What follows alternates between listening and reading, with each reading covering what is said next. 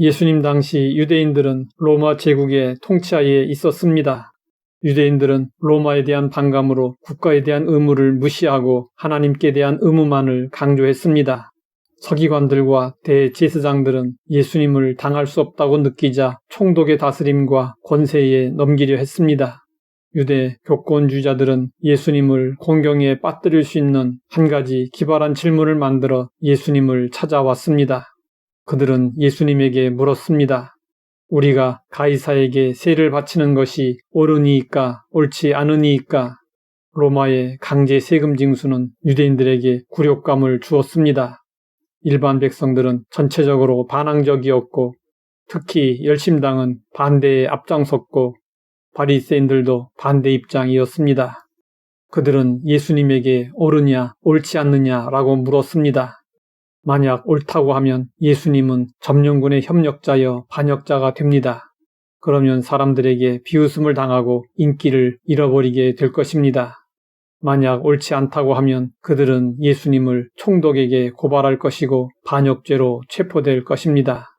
로마 제국은 종교에 대해서는 개방적이고 관용적인 입장이었지만 정치적인 문제에 대해서는 단호하게 칼을 사용했습니다.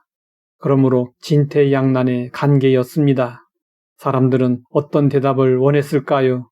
예수님을 총독에게 넘기려 했던 교권주의자들은 옳다는 대답을 원했고 로마에 대항하는 민족주의자들은 옳지 않다는 대답을 원했습니다. 예수님은 질문의 의도를 훤히 아셨습니다. 마음의 중심을 꿰뚫어 보셨습니다. 예수님은 그들에게 말씀하셨습니다. 데나리온 하나를 내게 보이라. 누구의 형상과 글이 여기 있느냐? 예수님이 보이라고 하신 데나리온은 납세를 위해 만든 은전입니다. 표면에는 황제의 얼굴과 이름이 있고 이면에는 신화적 인물이나 동물들이 새겨져 있었습니다. 로마의 지배를 받기 전 유대인들은 형상 없는 히브리 화폐를 사용했습니다. 그런데 로마의 식민지가 된 이후에는 로마의 화폐가 유입되었고 법에 의해서 세금 납부는 반드시 로마의 데나리온을 사용해야 했습니다. 하지만 유대인들은 로마 데나리온이 10계명의 두 번째 계명에 위배된다고 가지고 다니지 않았습니다. 예수님의 질문에 그들은 가이사의 것이라고 대답했습니다. 예수님은 그들로 하여금 데나리온이 가이사의 것임을 인정토록 하셨습니다. 그리고 나서 답을 하셨습니다.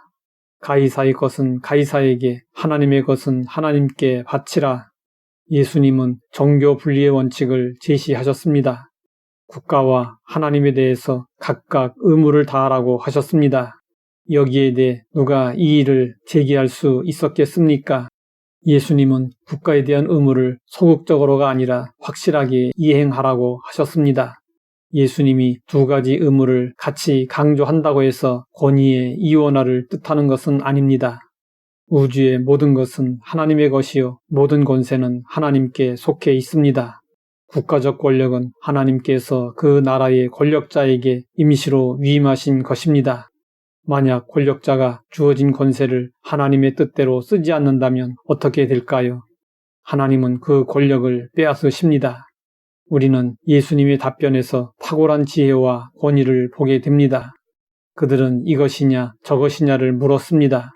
그러나 예수님은 이것도 저것도 아닌 제3의 길을 제시하셨습니다. 이 제3의 길은 지금까지 대립해온 두 가지의 길을 통합한 길이었습니다. 세상에서의 재반 문제는 이것이냐 저것이냐 하는 갈등을 안고 있습니다.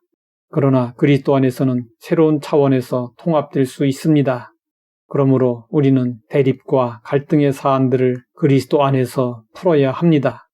예수님의 대답에 사람들은 놀라지 않을 수 없었습니다. 지금까지 전혀 들어보지 못한 의외의 답변이기 때문이었습니다. 그들은 예수님의 답변을 듣고 심히 놀라며 또 기이히 여겨 입을 다물고 말았습니다. 우리는 두 세계 속에서 살고 있습니다. 성도들에게는 하나님의 나라가 더 소중합니다. 그러나 이 세상 나라도 소중합니다. 머지않아 예수님의 최종적이고 궁극적인 통치가 이루어질 것입니다. 그때까지 사회의 질서가 유지되려면 인간이 세운 정부가 존재해야 합니다. 마음에 들지 않는 정부일지라도 무정부 상태보다는 낫습니다. 예수님 당시 세속적인 국가 통치자들은 자신을 신이라고 자처했습니다. 그럴지라도 예수님은 국가의 타당성과 필요성을 인정하셨습니다. 그러므로 우리는 어떤 통치자를 만나든 국가에 대한 의무를 다하고 아울러 하나님께 대한 의무도 성실히 수행해야 합니다. 이것이 하나님의 뜻입니다. 하나님 아버지, 지상나라와 하늘나라에 대한 의무를 알게 하시니 감사합니다. 하늘나라와 세상 나라를 위해 우리의 의무를 다하게 하옵소서. 예수님의 이름으로 기도드립니다.